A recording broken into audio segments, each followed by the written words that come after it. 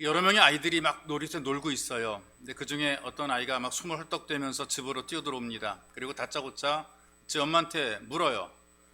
엄마, 나 뱃속에 있을 때 무슨 꿈 꿨어? 그러니까 태몽이 뭐냐 물어보는 거죠. 그러니까 어디서 들은 것 같아요. 그러니까 애가 갑작스럽게 질문하니까 엄마가 대수롭지 않게 대답해요. 글쎄, 너 가졌을 때 별로 꿈꾼 게 없는 것 같은데? 그랬더니 아이가 실망을 합니다. 하는 말이, 에이, 내가 큰 힘을 대긴 글렀네. 이게 무슨 말이냐면요. 아직도 어리지만 그럼에도 불구하고 자기 미래나 인생에 대해서 부정적인 생각을 가지고 있는 것이란 말이죠. 누구는 엄마가 태몽을 꿨는데 좋은 꿈을 꿨다. 뭐 그런 얘기를 하는데 자기는 엄마가 그런 꿈을 꾸지 않았다는 얘기예요. 그렇다면은 내 인생이 별로 좋아질 것이 아닌 것 같다라는 그런 부담을 갖고 있는 것이죠. 사람들이 이 땅에 살아가면서 타고난 운명이 있다라고 생각을 해요. 아마 그런 것들 때문에 이 나쁜 운명을 피해 가려고 뭐 무당불로 굿도하기도 하고요. 또 부적을 몸에 지니고 다니기도 하고요. 또는 뭐 새로운 이름을 짓기도 하고요. 나름대로 이런저런 방법들을 찾아서 자기에게 주어진 고유의 운명, 어차피 만날 수밖에 없는 운명을 피해서 좀 더 편하고 쉽게 살려는 그런 생각을 가지게 됩니다. 근데 그래도 안 되는 경우들이 있거든요. 이것도 저것도 다 해봐도 안 되고 어려운 문제가 있을 때에 하는 말은 내 팔자야 하고 탄식을 하게 되죠. 그리고 내 운명이라고 하는 것이 이렇게 살다 죽을 거라고 하는 그런 생각으로 체념을 해버리는 것이죠. 그러나 우리 예수 믿는 사람들은 다릅니다. 이 땅에서 말하는 사주팔자와 또 운명과 관계없이 살아가는 것이거든요. 사람들이 운명이라고 살아간다 할지라도 우리는 운명의 사슬을 끊고 살아가는 사람들입니다. 늘 새롭게 도전하고 하나님 말씀을 따라서 자기 운명을 개척해가는 사람들, 자기 운명을 새롭게 만들어가는 사람들이 예수 가족의 삶이죠. 여러분, 운명이라는 것이 정해진 것이 아니고요, 하나님을 의지하고 만들어가는 겁니다. 우리 스스로가 하나님 말씀을 듣고 순종해서 만들어가게 되는 거죠. 근데 이걸 포기해버리고 체념하게 버리게 되면 그냥 그렇게 살다가 스스로 운명이라고 생각하는 그 운명의 굴레 속에 살다가 그냥 죽게 돼 있어요. 그러나 모두가 그렇지 않더라고요. 다시 도전하는 사람들이 있습니다. 내가 이것밖에 안 되는가라고 생각했다가 아니야, 다시 도전해서 더 나은 삶을 살아가는 사람들이 있더란 말이죠. 미국의 경제 대공황을 극복해서 영웅이 된 사람이 루즈벨트 대통령이거든요. 근데 이 대통령도 훌륭하지만 그의 아내인 엘레나 여사가 대단히 유명합니다. 이 출신이 어떤 귀족이라든가 어떤 상당히 좋은 집안 출신이 아니고 고아 출신이거든요. 어린 시절을 굉장히 불행하게 보냈어요. 근데 이분을 만났을 때에 사람들은 굉장히 좋은 에너지를 공급받는다. 늘 긍정적이로 사람들을 격려하고 사람들을 대하기 때문에 그런 것이죠. 6명의 자녀가 있었는데 한 아이가 죽었어요. 6명이든 60명이든 자기 자식이 죽게 되면 부모의 마음은 굉장히 아프고 고통스럽습니다. 굉장히 커다란 슬픔이 있어. 많은 사람들이 위로합니다. 그런데 주변 사람에게 이렇게 말했다 그래요. 내가 아직까지 사랑해야 될 5명의 아이가 있습니다. 그러면서 자신과 가족들을 위로하고 다시 시작했다는 것이죠. 이미 고인됐지만 세계적인 물리학자인 스티븐 호킹이라는 분이 있습니다. 옥스퍼드 대학이라는 유명 대학 다닐 때 21살 때인데요, 근육무력증이라는 희귀병에 걸리게 돼요. 이 구두끈 매기도 힘들 정도로 막 손이 덜덜덜 떨립니다. 말을 잘 못하죠. 근육무력증, 이 말하는 것도 근육이 움직여야 말하게 되거든요. 혀도 턱도 움직여야 말하게 되는데 안 움직이는 거예요. 생각처럼 말이 안 되는 거예요. 그래서 이분 TV에 나올 때 보게 되면 컴퓨터를 자판을 가지고 이 자기 말을 대신 하게 했단 말이에요. 말을 못해요. 그리고 저 근육이 점점 오그러들어 갑니다. 의사들이 뭐라고 진단한 줄 아세요? 앞으로 당신 2년밖에 살 수 없다. 잘 먹고 잘 놀고 잘 쉬다가 죽음 맞아라, 이렇게 얘기를 했어요. 근데 호킹이 생각해 보게 되니까 2년이라는 시간이 굉장히 길게 느껴지는 거죠. 내가 지금 당장 죽는 거 아니잖아. 아직 2년이나 남아있잖아. 그런 생각을 가지고 그는 다시 공부합니다. 내가 인생을 살면서 좀 가치 있고 의미 있고 보람 있게 좀 살아보자. 2년 동안이라도 멋지게 한번 살아보자. 공부했어요. 그런데 2년이 지나도록 죽지 않고 살아서 박사학위를 받게 됩니다. 뭐 워낙 똑똑하니까요. 옥스퍼드 대학에 다녔기 때문에. 그리고 물리학계 최고의 상이라고 일컬어진 수바이처 상을 받게 됩니다. 이분이 의사가 말한 2년이 아니라 60년이 넘도록 죽지 않다가 돌아가신 지 얼마 되지 않더라고요. 여러분, 우리는 살아계신 하나님을 믿습니다. 하나님을 붙잡고 살아가는 사람들이죠. 하나님과 함께하는 사람들이죠. 임마누엘이라고 성경이 우리에게 알려주고 있어요. 하나님께서 우리와 함께 하신다. 이런 믿음을 가지고 있다면 우리가 포기할 수 없거든요. 남들이 말하는 운명 팔자 이런 것들 대수롭지 않은 것입니다. 이거 바꾸고 우리가 살 수가 있단 말이에요. 신호 위반한 경우들이 종종 있죠. 특별히 운전하시는 분들이 그렇습니다. 운전 안 하더라도 신호등 막 뛰어가시는 분들이 있어요. 젊은 사람만 그러는 것이 아니라 연세가 든 할머니도 뛰시더라고요. 예? 신호등 지나 빨간불에도 막 뛰어가는 걸 봐요. 이런 분들은 교통신경이 등장하게 되면 일단 가슴이 덜컹하죠. 경찰관이 오라 그러면 손가락으로 이렇게 하면 가야 된단 말이에요. 근데 교통신경이 당해내지 못하는 사람이 있습니다. 물불 안 가리는 소방관은 이건 못 당해내요. 소방차는 이거 뭐 그냥 무사통과란 말이죠. 근데 이 소방관도 당해내지 못하는 사람이 누구냐? 이 시각장애인, 뵈는 게 없으니까 그냥 가는 거예요. 근데 이런 시각장애인, 뵈는 게 없는 사람도 당해내지 못하는 분들이 누구냐? 노인들이거든요. 어차피 막 가는 인생인데 그냥 막 가니까 막지 못하는 거예요. 이런 노인도 막지 못하는 사람이 누구냐? 예수쟁이들이라 그러더라고요. 예수 믿는 사람이 만들어낸 우화입니다. 예수 믿는 사람 아무도 못 막는다. 왜 못 막냐? 죽어도 사니까 못 막는 사람들. 하나님께서는 이런 믿음의 사람들을 통해서 세상이 감당하지 못하는 사람이 되게 만들어 주시고, 이런 사람들을 통해서 세상을 아름답게 만드시고 개인적으로도 복되게 살게 이끌어 가는 것입니다. 그렇기 때문에 예수 믿는 성도들은 도전하기에 늦은 때가 없어요. 우리는 늦은 때가 없어요. 언제든지 우리는 도전하는 것이죠. 여러분, 살다 보니까 자기에게 실망할 때가 있죠. 처음엔 열심을 가지고 잘할 것 같았었는데 해보니까 안 되죠. 마음속에 실망이 자꾸 들어오지 않습니까? 어렵죠, 힘들죠, 일이 꼬이죠. 그럼 어떤 생각이 듭니까? 나는 왜 이럴까? 하는 것마다 안 되고 난 이렇게 살 팔자인가 보다. 점점 자신감이 없어져 가지고 하던 일도 그냥 포기해 버리는 경우들이 많아요. 그러다가 좀 나은 사람들이 이렇게 생각합니다. 이번에 망했으니까 다음부터 잘하자. 올해도 벌써 2달이나 지나갔네. 할 수 없이 우리 3월 달부터 잘하자. 이렇게 미루다가 어떻게 되느냐 하면 내년부터 잘하자, 그렇게 넘어가더라고요. 이런 생각들이 해마다 반복이 되고 있단 말이죠. 올 한 해만 있는 것이 아니라 해마다 이런 생각을 계속하면서 지금까지 오다 보게 되니까 어떤 생각하게 되느냐? 내가 한심해지는 거예요. 맨날 해도 안 되고 하다가 포기하고 그러니까 자기가 한심하게 되니까 에이 모르겠다, 관둬라 관둬. 자기가 자기를 포기시킨단 말이에요. 나는 이미 끌렀다. 여러분, 우리 인생에서 다시 도전하기에 늦은 때는 없다는 얘기입니다. 우리는 보통 작심삼일이라 그러잖아요. 열심히 하고자 마음 먹은 것도 3일 지나면 흐지부지 된다. 작심삼일을 계속 하다 보니까 자기가 자기에게 실망해버리고 말아요. 에이, 내가 작심삼일인데 하면 뭐해? 아예 포기해버린단 말이죠. 그런데 포기해서는 안 되는 것이죠. 기도한다고 했다가 포기하고, 전도한다고 했다가, 봉사한다고 했다가, 예배 드린다고 그랬다가, 성경 읽는다고 그랬다가 포기해버려요. 근데 작심삼일이라도 계속하면 되는 거예요. 또 하는 거예요. 작심삼일 포기하고 또 시작해 또 하면 되는 거란 말이죠. 계속 하다 보니 이게 도전하게 되는 거거든요. 1908년도에 있었던 사건인데요. 독일의 청년이 배고프고 외롭고 인생에 살아갈 어떤 의욕을 상실해 버려서 스스로 자살을 결심을 해요. 젊은 나이에 자기 신세가 처량하거든요.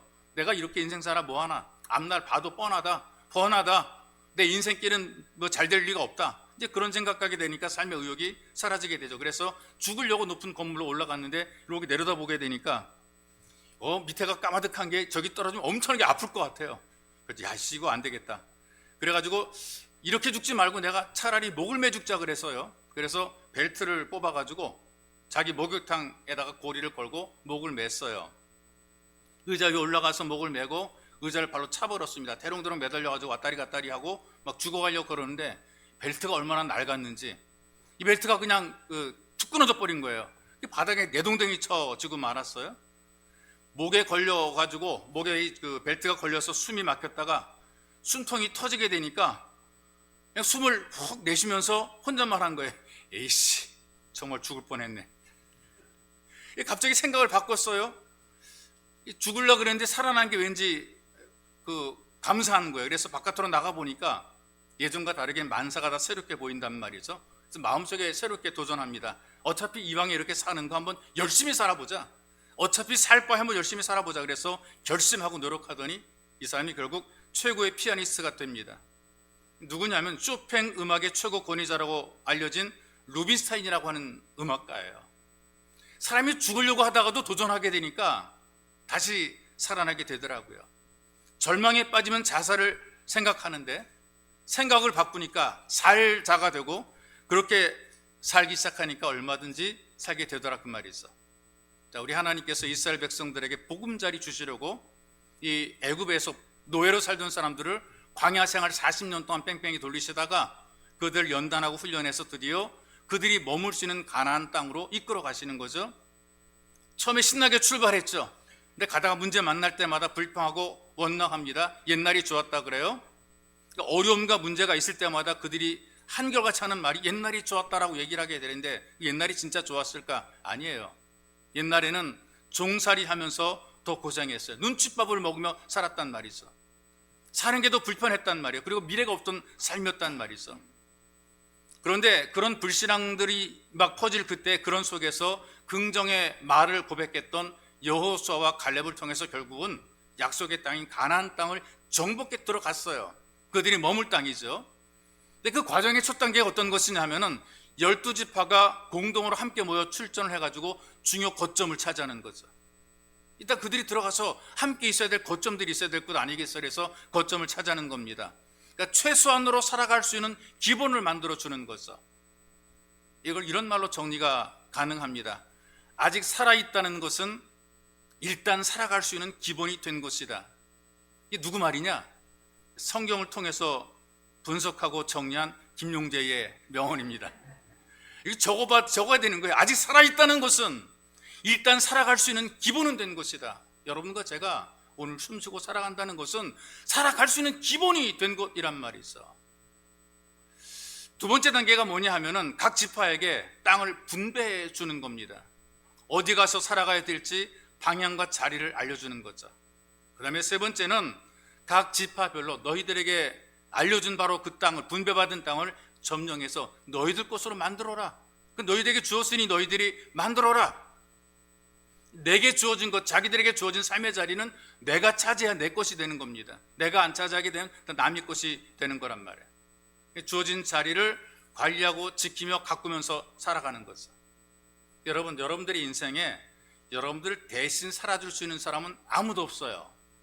여러분 대신에 먹어줄 사람 있는 줄 아세요? 내가 너무나 살이 쪘어. 나는 안 먹고 누가 대신 먹어주면 얼마나 좋을까? 남들이 아무리 먹어줘도요, 나한테 아무 유익이 없어요. 배가 고파요. 내가 먹어야 되는 거란 말이죠. 내가 몸이 아프단 말이에요. 누가 내 대신 아파줄까? 누가 아파줘요? 어느 골빈당이 아파주냐 그 말이죠. 누가 대신 싸주고 누가 대신 공부해주고 이게 안 되는 거거든요. 자기 일은 자기가 하자. 유치원 때 배웠던 거. 자기 일은 자기가 하자. 내가 해야만 될 일들이 많단 말이죠. 자리를 만들어 주었으면 자기가 차지하고 자기가 지켜야 되는 거란 말이에요. 그래서 이스라엘 12지파에게 자기들의 자리를 정리해 주고 이제는 가서 차지하게 만들어 놓는 것입니다. 그런데 어느 순간 각자에게 주어진 자리를 가서 차지하려는 점령이 멈춰져 버리고 말았어요. 또 이스라엘 지파 가운데 7지파가 지금 점령이 되지 않았음에도 불구하고 나 못 가겠다, 나 안 하겠다, 그냥 자기들의 땅을 포기해버리고 말았단 말이죠. 가기도 전에 포기해버리고 말았어요. 왜? 거기까지는 가야 되고 가서 싸워야 되고 이게 부담이란 말이죠. 귀찮기도 하고 두렵기도 하고 민기적되고 있는 거란 말이에요. 그럼 어떻게 사느냐? 그냥 대충 적당히 살다 죽으면 되는 것이지. 처음엔 안 그랬어요. 처음엔 서로 차지하려는 열심을 가졌어요. 열심히 가서 저거 내 것 만들어야 되겠다는 의욕이 있었어요. 그런데 하다 보니까 힘들고 어려워지게 됩니다. 포기하게 되는 거죠. 근데 나만 포기하는 것이 아니라 주변의 눈치를 보게 되니까 다른 사람들도 똑같아요. 다 민기적거리고 있어요. 안 가려고 그래요. 그러니까 서로가 나쁜 걸 전염시키는 거란 말이죠. 우리 다 같이 우리 하지 말자. 나 혼자 안 하면 굉장히 쫄리는데 우리 다 같이 안 해버리면 괜찮잖아. 같이 포기해버리고 말았단 말이죠. 나쁜 게 너무나 빨리 전염이 되잖아요. 그래서 하나님께서 여호수아를 통해서 이스라엘 백성에게 말씀을 주는 것이 여러분과 제가 읽은 이 본문의 말씀인 거예요. 3절에 보니까 여호수아가 이스라엘 자손에게 이르되 너희 열주의 하나님 여호와께서 너희에게 주신 땅을 취하러 가기를 어느 때까지 지체하겠느냐? 주었는데 가져라고 했는데 이게 줘도 못 먹냐, 이제 그런 말이거든요. 여러분, 이 이스라엘 사람들이 거하는 그 지역, 그 땅은, 가나안 땅은 이미 오래전에 약속된 땅이에요. 아브라함에게 약속됐어요. 이삭과 야곱과 모세를 통해 끊임없이 확인됐어요. 이렇게 다 약속이 되어 있는 것을 왜 줘도 먹지 못하고 입맛만 다시고 있느냐? 지금 지체할 때가 아니란 얘기죠. 포기할 때가 아니란 얘기예요. 우리가 다시 도전하기에 결코 늦은 때가 아니라 그 말이죠. 지금이라도 다시 도전하게 되면 얼마든지 젖과 꿀이 흐르는 하나님의 은총을 누리며 살 수 있다는 것입니다. 자, 여러분들과 우리 자신을 돌아보게 되면 사람이 없어서 우리가 하나님의 자녀가 된 것이 아니죠. 이 땅에 사람이 얼마나 많은지 몰라요. 그 많은 사람 가운데에 우리가 하나님의 자녀가 된 것이 사람이 없어서가 아니란 말이에요. 우리의 삶에 하나님의 계획이 있다는 말이죠. 하나님의 계획을 성경이 말씀해 줍니다. 이 땅에서 풍성함을 누리며 행복하게 살아가는 것이 하나님께서 우리들에게 원하시는 거예요. 우리 하나님께서는 하나님의 자녀된 사람을 포기하지 않고 찾으신단 말이죠. 그래서 하나님의 자녀는 다시 도전하기에 결코 늦은 때가 없다는 것이죠. 얼마큼이냐?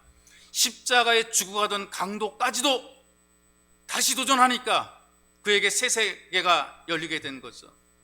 이 죽음이라고 하는 것은요, 모든 기회가 사라지는 거잖아요. 울 수도 없고 웃을 수도 없습니다. 볼 수도 없고 만날 수도 없단 말이죠. 꼴깍하고 숨이 넘어가는 순간에 그것으로는 결코 세상과는 완벽하게 끝이에요. 더 이상 아무것도 아닌 거예요. 그런데 그 죽음의 순간에도 다시 도전할 수 있다는 말이에요. 예수님을 주님으로 믿고 고백합니다. 그리고 주님께서 말씀하신 먼 훗날이 아니라 바로 그날, 오늘 구원받은 인생이 돼요. 주님과 함께 낙원에 있는 인생이 되더란 말이죠. 하나님께 사람을 부르셔서 도전하게 만드시잖아요. 성경을 보십시오. 성경에 기록된 사람들 다 보세요. 그 어떤 내용들인가? 다시 도전해서 승리하고 이기고 성공한 사람들의 이야기입니다. 아브라함은 75세에 새로운 인생에 도전하잖아요. 가본 적도 없는, 갈 바를 알지 못하지만 도전하잖아요. 하나님께서 오라 하시니까 아멘 하고 도전한 75세입니다. 모세는 40살에 살인하고 도망가가지고 40년 동안 광야생활에 목동으로 있다가 80이 되어서 다시 도전하잖아요. 하나님이 부르셔도 그 나이에 도전하잖아요. 죽고 싶었던 사람이 세상에서 실패한 사람만 죽고 싶은 것이 아니라 성경에도 있더라고요. 엘리야 선지자도 죽고 싶었어요. 그런데 하나님이 부르셔서 시작하게 만들잖아요. 아직 할 일이 남아있고 얼마든지 할 수 있다고 그를 다시 부르신 거란 말이죠. 베데스다 윤못에 38년 된 병자를 보세요. 하나님의 자녀이니까 결코 포기하지 않잖아요. 부모도 포기하고 다 포기했거든요. 패배의식에 살고 있는 사람 아닙니까? 경쟁에서 늘 밀리는 사람이거든요. 실패했어요. 삶의 자리에서 소외됩니다. 지금은 절망하고 있단 말이죠. 그런데 예수를 만남으로 도전하게 되고 건강하고 새로운 인생으로 시작하게 된 것이죠. 나인성 홀로 된 여인, 소위 말하는 과부의 아들이 죽었어요. 홀로 되는데 그 아들마저 죽었어요. 인생의 기쁨과 웃음이 다 사라져버리고 말았어요. 다 끝난 거예요. 예수를 만나게 되니까 죽음의 행렬이 생명의 행렬로 바꾸는 거죠. 다시 도전하게 되고 다시 시작하게 되는 거란 말이죠. 여러분, 우리가 예수님 안에 있으면 임마누엘, 우리와 함께 하시는 하나님과 함께 하기만 하면 우리도 얼마든지 다시 도전하게 되는 것입니다. 하나님께서 우리를 그렇게 격려해 주시고 이끌어 주시는 것이죠. 내가 늙었습니다. 나는 그래도 너를 사랑한다. 주님, 나는 믿음도 없고 하는 일도 없고 나 아무것도 모릅니다. 아니다. 그래도 나는 내가 좋다. 나는 병들고 무능하고 살고 싶은 생각도 없습니다. 아니야. 다시 한번 도전해 보자. 이게 바로 주님께서 우리에게 주시는 메시지인 거죠. 피곤하고 힘들다고 나오다 안 나오다 실패했다고 하다 말다 이렇게 인생 살지 마시고요. 도전해야 됩니다. 마음 고쳐먹고 생각을 바꾸고 안 하고 못하던 거 도전하는 것입니다. 그래서 하나님의 자녀로 풍성함을 누리며 살기에 늦은 때가 없는 것이죠. 여러분들이 다 하나님이 준비하신 이 풍성한 복을 누리시기를 주님의 이름으로 축복합니다. 이렇게 우리가 다시 도전하기 위해서 우리가 해야 될 것이 어떤 것인가? 일단 예배가 회복이 돼야 돼요. 자, 여기 7지파가 땅을 취하러 가지 않고 주는 것도 못 먹고 민기적거리고 있단 말이에요. 가다가 멈추고 오른단 말이죠. 하다 말다 이렇게 하는 거예요. 처음 먹은 마음을 잃어버렸단 말이에요. 왜 이렇게 될까요? 우리가 사는 인생의 그 삶의 과정 속에서 남들은 잘 되고 다 풀려나가는데 자기는 안 되거든요. 해도 안 됩니다. 이걸 해도 불이익을 받고 저걸 해도 불이익을 당한단 말이에요. 그럼 의욕을 상실해버리죠. 앞으로 갈 일들이, 살아가야 될 일들이 막막하니까 주저하기도 하고 두려워서 머물러 있기도 해요. 어떤 사람은 천성적으로 게으르기 때문에 그냥 머물러 있기도 해요. 뭐 세월아 내월아 그냥 보내는 경우도 있단 말이죠. 여러분, 일이 복잡할수록 좀 단순하게 생각할 필요가 있습니다. 어떻게 단순하게 생각하느냐? 다 내려놓고 하나님 앞으로 모이는 게 중요해요. 지금 여호수아가 이들을 다 설명하고 설득하는 게 복잡하니까 실로라는 곳에 회막을 세우고 예배 자리를 만들고 하나님께 예배를 드리는 거죠. 왜 사람들이 멈추었을까? 하나님께서 말씀하신 것을 잊어버렸기 때문이다. 하나님 약속을 그들이 잊어버렸기 때문이다. 그래서 예배를 통해서 하나님 말씀을 들려주는 거란 말이에요. 하나님 말씀이 살아있습니다. 말씀을 믿음으로 받게 되니까 사람들이 변화가 됩니다. 하나님의 말씀과 함께 성령께서 임하셔서 우리를 움직여 주신단 말이죠. 우리에게 동력을 주는 거란 말이에요. 또 뭘 하다가 포기하거나 뭔가 자꾸 지체된 일들이 만들어지게 되면 우리가 어떤 것을 해야 되느냐? 먼저 예배부터 회복해야 되는 거예요. 의욕도 잃어버리고 하기 싫어지게 되고 뭔가 하다가 자꾸 멈춰지게 되고 포기하게 되고 절망, 낙심 이런 생각이 들게 될 때에 무엇부터 해야 되느냐? 예배 드려야 되는 거예요. 예배를 통해서 이미 우리에게 준 말씀을 들어야 됩니다. 이걸 기억해야 됩니다. 이걸 행하면 다시 도전할 수 있게 되는 것이 새 힘을 공급받게 되는 것이죠. 하나님이 우리를 기껏 부르셔서 예배 자리에 부르셔서 인생을 김새게 만드시고 힘 빠지게 만들고 이렇게 우리를 보내는 것이 아닙니다. 우리가 못나도 사랑해 주시고 부족해도 우리를 격려해 주시는 것이죠. 불안한 삶도 안심하라고 우리에게 위로해 주시고요. 염려, 근심, 걱정으로 무너지게 될 때에 걱정하지 말라고 품어주는 것, 바로 이것이 예배자가 누리는 복이 되는 거예요. 누구든지 예배가 회복이 되게 되면 다시 도전할 수 있습니다. 예배 속에서 우리에게 드는 말씀을 받으면 우리가 달라지게 돼 있어요. 예배에 최선을 다하게 되니까 문제가 해결돼요. 물질 문제도 해결돼요. 인생의 문제도 해결돼요. 모든 인생의 문제, 막힌 것들이 풀어지게 돼 있어요. 동구 유럽의 나라들 있잖아요. 핀란드, 스웨덴, 노르웨이 이런 나라들이 지금은 그 선진국, 유럽 선진국이라고 하는데요. 얘들의 조상이 어떤 사람들이냐? 해적입니다. 약탈에 살던 사람들, 전투적인 호전적인 사람들이란 말이죠. 바다에서 약탈해서 자기들 땅이 박도니까 남의 거 뺏어야 되니까 늘 약탈 일삼고 살아가던 그런 사람들. 환경과 조건이 굉장히 나쁜 나라들이거든요. 근데 그런 나라가 지금은 세계에서 가장 잘 사는 1등 국가 선진국이 되었단 말이죠. 그 정치를 잘한 것인가? 전쟁을 잘하는 것인가? 아니에요. 예수를 구주로 믿고 예배자의 삶을 살아가니까 하나님의 은혜를 받게 되는 것이죠. 은혜 받으니까 생각이 바뀌고 삶이 변하고 모든 것들이 바뀌어지게 돼 있어요. 그들이 다시 도전해서 그들의 나라를 완전히 뒤집어서 새로운 나라로 만들어낸 것이죠. 예배가 회복이 되고 하나님의 위로와 격려를 받게 되면 우리에게 힘이 솟아나게 되고 다시 도전하게 되는 것이죠. 예배에 최선을 다하게 되면 멈추고 있던 믿음의 열정들이 회복이 되는 것입니다. 신학교 기숙사에서 일부의 신학생들이 밤에 할 일이 없으니까 밤 새워가지고 포커를 하는 거예요. 한번 거기 시작하다 보게 되면 밤을 새우게 되는 거죠. 그런 모습이 못마땅한 경건한 신학생이 사감 목사에게 신고를 했어요. 몇 호실에 신학생들이 모여서 밤새도록 포커합니다. 저놈들은 어떻게 좀 쫓아내 주십시오. 그랬더니 사감 목사님이 명답을 내리십니다. 그냥 놔둬라. 저렇게 밤새도록 포커하면 밤새 기도할 때도 있을 것이다. 사람이 그래요. 뭔가 열정을 가지고 밤새 하는 열정이 있는 사람들은 그걸 바꿔지게 돼. 바꿔만 놓게 되면은 기도하는 일에 열정을 낼 것이고 밤새 주님의 일에 열정을 낼 수 있는 사람이 될 것이란 말이 있어. 잠도 안 자고 열광하는 그런 사람들이 예배자로 바뀌어지게 되면 뜨거운 가슴으로 주님의 일할 수 있는 사람이 되는 것입니다. 우리에게 중요한 것은 우리가 쏟았던 열정들이 예배의 열정으로 바뀌어지는 것, 이게 중요한 거예요. 여러분들이 헌신적인 예배자로 다시 회복되시기를 주님의 이름으로 축복합니다. 그리고 또 하나 말씀드리게 되면 생각만 하는 것이 아니라 순종을 해야 돼요. 지금 이스라엘 백성들은 마땅히 누리고 살아야 될 어떤 약속의 땅, 약속의 자리를 눈앞에 두고도 그들이 민기적 미루고 있다는 말이 있어. 여호수아가 그런 사람들 앉혀놓고 예배를 인도하는 거예요. 예배를 통해서 힘을 얻는 사람들에게 이제 행동을 해야 된다는 것을 지금 말씀을 하고 있단 말이에요. 그래서 여러분, 시작이라고 하는 것이 생각만 하는 것이 아니라 순종을 해야 된단 말이죠. 어떻게 시켰느냐? 대표를 3명씩 뽑았어요. 12지파니까 21명을 만들고 그 땅을 다 돌아다니면서 지도를 그려오게 만들었어요. 내가 살지 않는, 내가 잘 모르는 적진으로 들어가서 지도를 그려오는 것은 목숨을 내놓고 하는 일이란 말이죠. 스파이가 돼서 그 일을 해야 된단 말이에요. 근데 제대로 말씀을 듣는 예배자들은 하나님의 말씀에 그대로 순종을 합니다. 믿음으로 우리가 순종을 하게 되는 것은 어려운 역경과 문제가 있음에도 불구하고 이것을 극복해내는 능력이 있단 말이죠. 왜냐하면 굉장히 좋은 아이디어가 있어요. 근데 생각만 맨날 하는 사람들은 생각만 계속 지금까지 생각만 하는 거예요. 10년 전에 했던 생각 지금도 생각하고 있단 말이죠. 작년에 했던 생각 올해도, 지난달에 했던 생각 이번 달에도 잘해야지, 다음부터 잘하자. 이 생각만 하면 다 이 생각으로 끝나게 되는 거란 말이에요. 생각만 하는 생각을 깨트리고 나와야 되는 것이죠. 어떻게? 말씀대로 시도해보는 것. 이 순종이라는 표현을 쓰고 있다면 해보는 거란 말이에요. 여러분 생각 많이 해요. 이렇게 하면 잘하겠다, 저렇게 하면 잘 되겠다.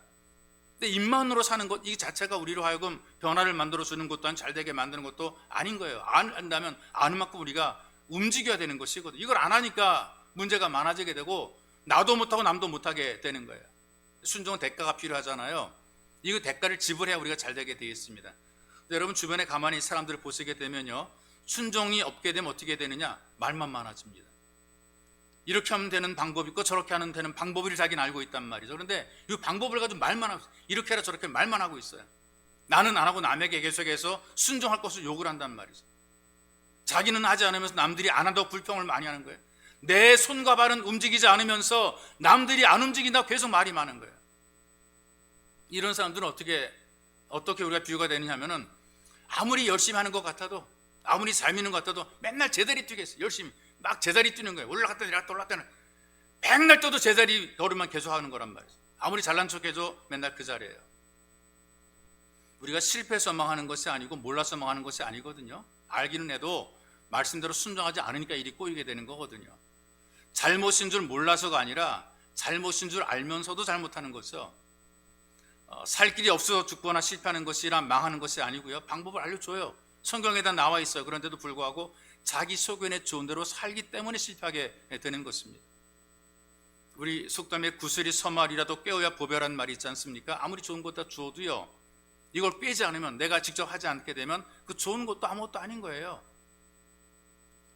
사람들이 인생을 살면서 자기가 소중한 것을 잃어버릴 때가 있고 상실할 때가 있잖아요. 심적인 어떤 변화가 만들어지게 돼서 여러분들이 중요한 것, 뭐 사람이든 뭐 재물이든 모든 지위든 식물이든 잃어버리게 되잖아요. 부정의 단계가 처음에 만나게 되는 거죠. 갑작스럽게 위기를 만나게 되면 일단 무의식적으로 눈 감잖아요. 여러분들 앞에 이렇게 손으로 휙 하면 눈을 갖다 깜빡한단 말이에요. 위기가 올 때 자기도 모르게 눈을 감게 되어 있거든요. 그러니까 정신적으로도 눈을 질끈 감아버리게 되는 거죠. 그리고 그걸 이건 내 현실이 아니야. 이건 난 꿈을 꾸고 있는 거야. 무너진 현실을 인정 안 하려고 막 애를 쓰고 있어요. 잃어버린 것을, 빼앗긴 것을, 이걸 아니야, 이건 여전히 난 지금 뭔가 잘못됐어, 이건 절대 아니야, 자기 혼자서 꿈꾸는 것을 그렇게 자꾸 만들려고 애를 쓰다가 두 번째 분노의 단계가 만들어지게 되죠.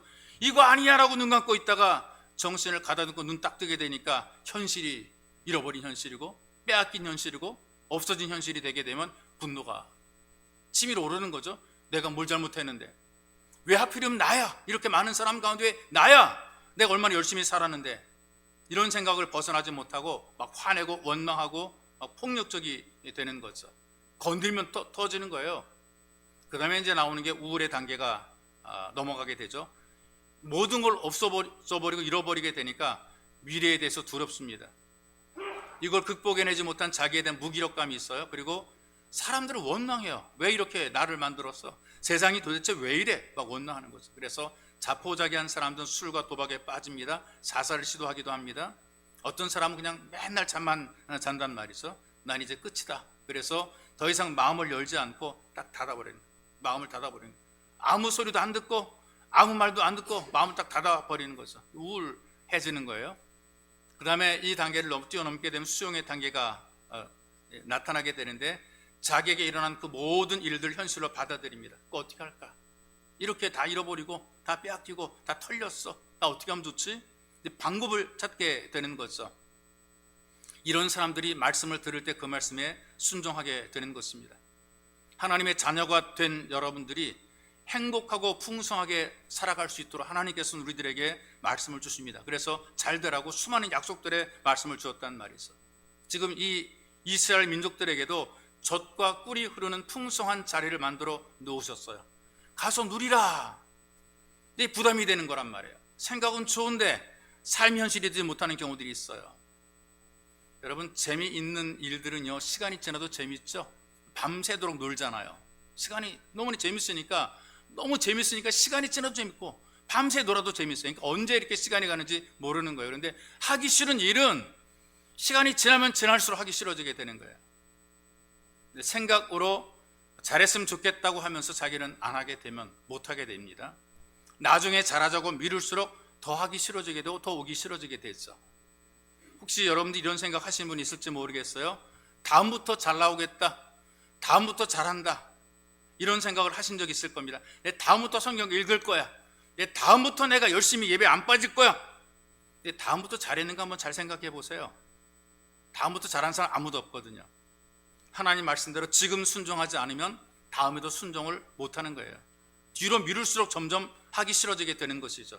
그런데 말씀 따라 순종하고 가다 보게 되니까 습관도 바뀌고요, 인격도 바뀌게 되고요, 환경도 바뀌게 되고요. 하나님께서 말씀대로 따라하는 사람들을 잘 되게 만들어 놓으시는 거예요. 그들의 가정과 자녀의 울타리를, 또 물질의 통로를 지켜주시는 것이죠. 순종하는 사람들에게 젖과 꿀이 흐르는 땅을 맛보고 누리게 만들어 놓으시는 것입니다. 오늘 예배자가 된 여러분들이 젖과 꿀을 맛보는 은총이 누려지시기를 주님의 이름으로 축복합니다. 이제 우리 기도합시다. 여러분 기도할 때에 다시 도전할 수 있도록 기도하십시오. 혹시 여러분 실망하고 포기하고 낙심한 현실이 있습니까? 살아있다는 것은 얼마든지 다시 시작하고 도전할 수 있고 살아갈 수 있는 은총이 되는 것입니다. 마음을 고치고 생각을 바꾸고 안 하고 못하던 것 다시 도전하는 것입니다. 나는 늙었습니다. 아닙니다. 주님이 우리를 사랑하십니다. 믿음도 없고 하는 일도 없고 아무것도 모릅니다. 그래도 도전하라고 말씀하십니다. 병들고 무능해도 다시 시작하라고 주께서 말씀하십니다. 여러분, 낙심과 포기하지 마시고 나도 다시 시작하게 만들어 주옵소서. 믿음의 사람들처럼, 성경 속의 사람들처럼 나도 다시 시작하게 만들어 주옵소서. 그리고 예배가 회복되기를 간절히 기도하기 원합니다. 예배 속에서 우리에게 준 하나님 말씀을 받고 기억하고 이걸 행함으로 도전할 수 있는 셈을 공급받게 만들어 주옵소서. 그리고 순종을 위해서 여러분들이 기도하기 원합니다.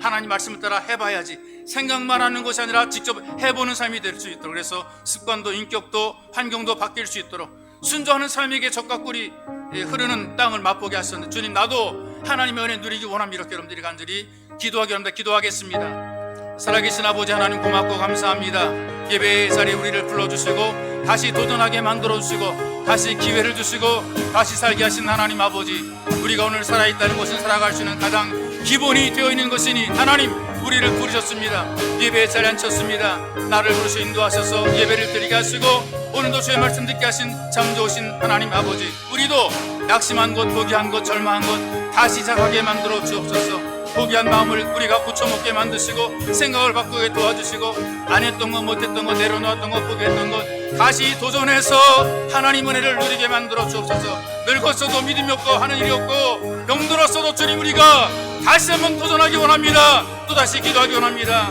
말씀을 들으며 순종하기 원합니다. 하나님 아버지, 끝까지 낙심하지 말게 도와주시옵소서. 죽음의 순간에도 우리에게 기회가 되는 것을 잊지 말게 도와주시옵시고 하나님의 은혜를 누리는 복이는 예배자 되도록 주님 지켜주시옵소서.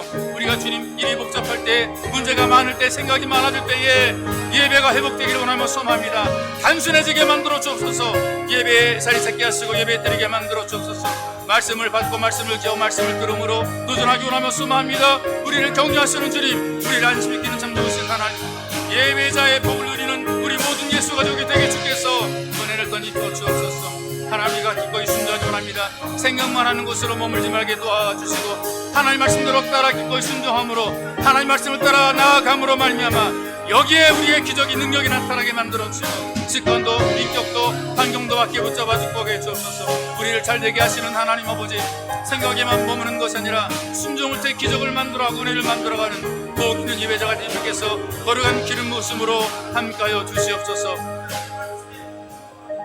살아계신 아버지, 주께서 우리에게 은혜를 베풀어 주시고 때론 늙었고 믿음도 없고 하는 일도 없고 아무것도 모르는 상태 속에 있으면 병들고 무능하지만, 그러나 주님 다시 도전할 수 있도록 은혜를 베풀어 주옵소서. 예배 자리에 동참하고 예배를 드릴 수 있는 것이 바로 우리가 다시 도전할 수 있는 귀한 기회가 되는 것이기에 하나님, 우리가 결코 낙심하지 말게 도와주시옵소서. 특별히 주 예배의 자리를 귀하게 여기며 예배의 자리를 통해 주의 은혜를 공급받기 원합니다. 부족해도 사랑해 주시고 못나도 격려해 주시고 불안해도 안심하라고 위로하시는 주의 말씀을 들으며 힘을 내게 도와주시고 다시 일어서게 도와주시고 말씀을 받고 기억하며 기꺼이 순종하여 하나님의 은혜를 누리게 만들어 주시옵소서. 생각만 하는 삶이 아니라, 마음속에 두고만 있는 것이 아니라 생각하는 것이 우리의 실천과 순종으로 나아가게 도와주시고, 이렇게 함으로 우리의 습관이 바뀌고 인격이 바뀌고 환경이 바뀌어 붙잡아 축복해 주시고, 이런 순종을 통하여서 하나님께서 예비하신 젖과 꿀이 흐르는 이 귀한 은총을 누리며 맛보며 살게 도와주시고, 하나님이 살아계시고 우리를 돌보시며 챙겨준다는 확신을 가지고 자신 있게 우리에게 주어진 세상을 헤쳐나갈 수 있도록 주님께서 은혜를 덧입혀 주시옵소서. 보배로우신 예수님의 이름으로 기도하옵나이다. 아멘.